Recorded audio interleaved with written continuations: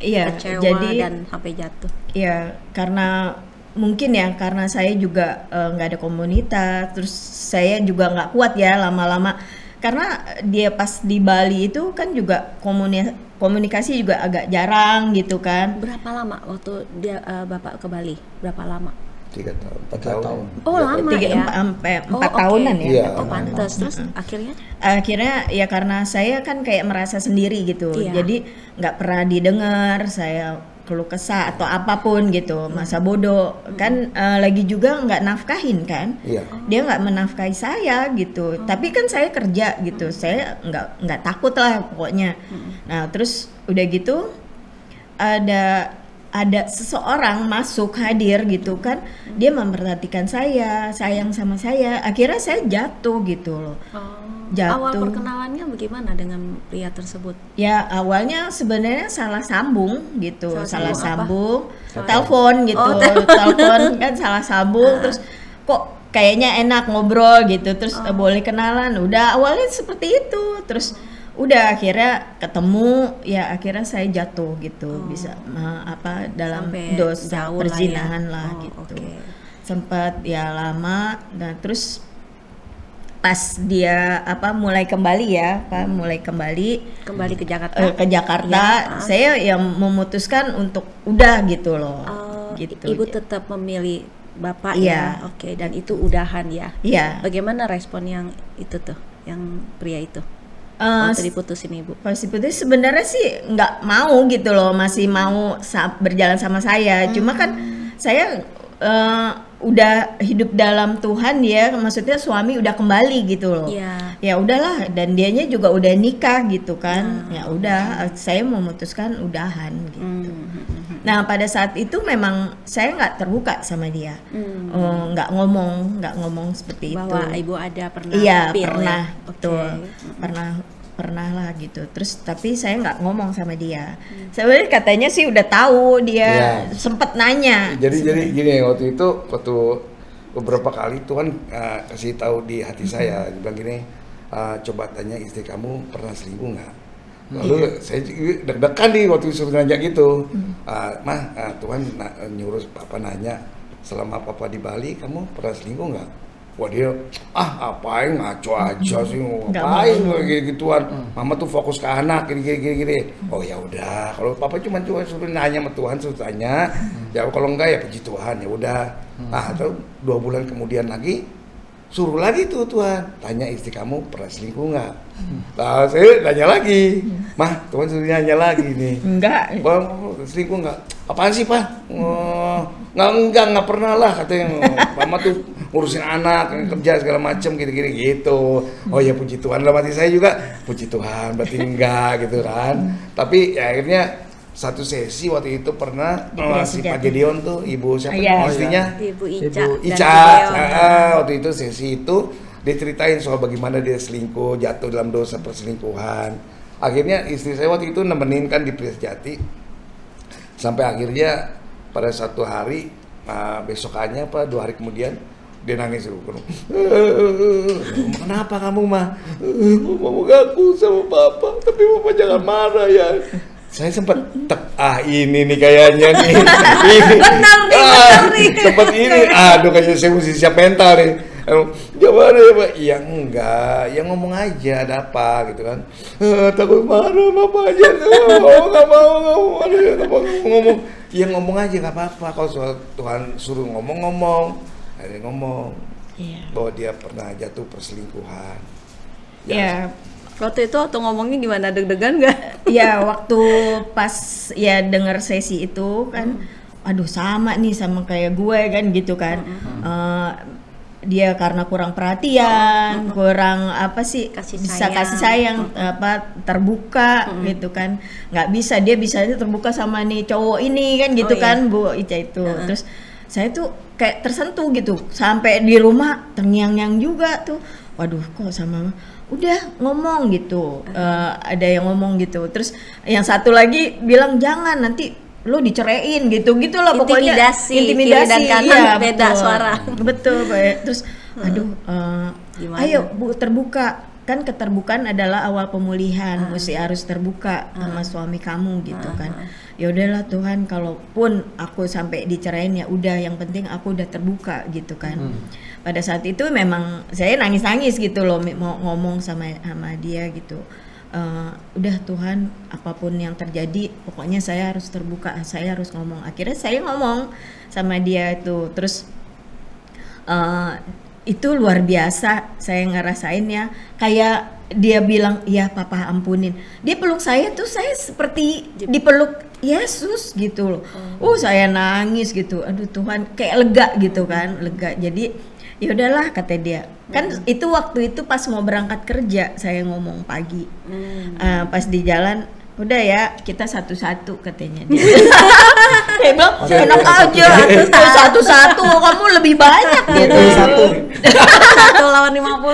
100 aja. Sempat saya candain gitu sih, saya bilang gitu, ya udah satu sama lah gitu. Dia bilang enak aja papa lebih banyak kali gitu. Saya peluk, ya udah kita dari nol lagi, mulai dari nol lagi ya, yuk sama-sama jalan. Kita bangun di lagi. situ udah mulai berbaikan. Pulih bener-bener. Wah dari situ Pak Edi, wah anggur baru. Jadi artinya pemulihan itu dahsyat gitu loh. Dan mujizat itu selalu ada, pasti ada. Iya. Mujizat dalam berbagai hal ya. Macem-macem, banyak. Hal sepele sekecil apapun terjadi, sampai omongan bercanda pun bisa jadi kenyataan. Salah satunya pernah waktu itu kita pulang Komsel, ngeliat rumah-rumah di Kelapa Gading banyak yang kosong, banyak yang gede-gede kosong. Kita aja ngomong, Pak ini cuma kok dikasih ke sayang kita, ya, kita tinggalin, kita urusin deh pokoknya. Kita sapu-sapu, pelin gitu. Nggak lamaan, nggak sampai, nggak sampai sebulan. Pak Richard kontrakannya gimana? Udah masih ada? Iya bulan depan. Ini saya punya rumah di Kelapa Gading, Bapak tinggalin aja, tinggal bayar listrik sama air. Saya udah kontrakin buat Bapak. Saya bengong sampai nangis saya nangis. Kok bisa gitu loh. Padahal cuma bercanda, Tuhan kasih. Kita tempatin rumah itu, kita cuma bayar air sama listrik aja di Kelapa Gading pula gitu loh. Bisa begitu, saya sampai melongo, Tuhan tuh bisa begitu ya. Gak pakai lama lagi. Gak pakai lama. Dan dia kan nggak kerja. Itu tuh saya juga nggak pernah ngeluh. Hasil gaji udah segitu aja cukup, nggak cukup gitu. Tapi tuh Tuhan selalu kirim. Kadang orang nggak dikenal itu taunya kasih amplop gitu. Nih buat Pak Richard sama Bu Novi. Itu luar biasa tuh. Waktu itu udah pelayanan. Belum waktu itu. Cuman ya dulu kan kalau nggak dengar. Pasti kalau pelayanan kan gak heran, kadang-kadang mungkin ada yang rohani, kadang rohani. Ini nggak perlu pelayanan lagi. Dulu saya kalau dengar pendeta ngomong kalau ada yang kirim uang, kirim makanan, hari gini mana ada agak gitu. nyinyir, Nggak percaya gitu, kayak ngeledek. Kita ngalamin ujuk-ujuk ada orang nggak kenal ngasih uang gitu. Kayak burung gagak yang firman Tuhan dikatakan ya di. Benar. Tapi akhirnya saya ngalamin itu semua. Taunya ketok-ketok, taunya Pak, nih Pak, maaf Pak, ada PKI gini-gini. Saya bilang aduh, kok bisa terjadi gitu loh, seperti itu. Luar biasa. Luar biasa. Karena nggak di dalam pelayanan, orang yang nggak kenal. Itu yang benar-benar betul waktu itu kita hidup dalam Tuhan banget ya Maya. Iya. Malaikat suruhan Tuhan. Burung gagak. Luar biasa ya. Jadi yang dikatakan saat ada pengampunan suami istri ya, disitulah berkat mengalir. Amin. Amin. Jadi Mazmur 128. Iya. Boleh dibacain dong. Berbahagialah setiap orang yang takut akan Tuhan, yang hidup menurut jalan yang ditunjukkannya. Apabila engkau memakan hasil jeripaya tanganmu, berbahagialah engkau dan baiklah keadaanmu. Istrimu akan menjadi seperti pohon anggur yang subur di dalam rumahmu, anak-anakmu seperti tunas pohon zaitun sekeliling mejamu. Sesungguhnya demikianlah akan diberkati orang laki-laki yang takut akan Tuhan. Amin. Yaitu berkat keluarga, berkat istri, anak, semua diberkati. Amin. Satu paket. Amin. Jadi intinya utamanya adalah laki-lakinya dulu yang takut akan Tuhan. Betul banget. Tapi banyak orang di dunia gini loh Pak Richard. Dia merasa saya nggak takut Tuhan, tapi gue kok tetap diberkatin sampai hari ini. Nah ada tuh banyak pria sombong seperti itu Pak. Kayaknya belum kena ya Pak ya. Kalau udah berhadapan dengan Tuhan. Sama seperti kan PK, pernah waktu ngalamin 20 gitu. tahun diberkati. Nah, betul. Tapi ada satu titik waktu dia benar Tuhan ingatin, mungkin dalam kondisi sakit ya. Iya. Kan itu titik terendah dia. Iya, betul. Ya masih bagus dia sadar, dia dipulihkan Tuhan. Betul, betul Pak Edi. Tapi waktu dulu ya kalau kita dengar berkat selalu kan hal-hal jasmani. Tapi sesungguhnya berkat yang terbesar kan itu damai sejahtera, sukacita, kebenaran. Betul. Itu yang terbesar. Maka pada saat kita juga waktu merintis dari nol juga dalam rumah tangga, hidupnya tuh enak, tenang, damai. Itu selalu kita bisa canda, bisa ngomong, ketawa, bisa tidur enak, semuanya damai banget, ngerasain hubungan juga rumah tangga tuh enak banget. Ya, kemesraan itu timbul lagi gitu kan.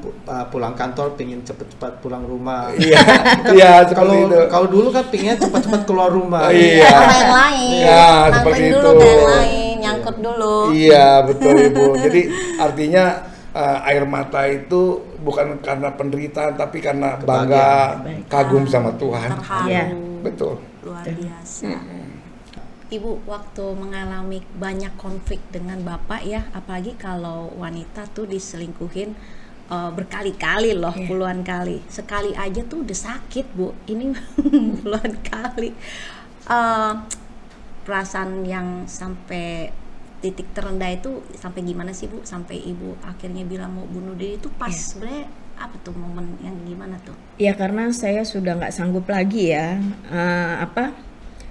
udah nggak kayak saya tuh sendiri gitu loh.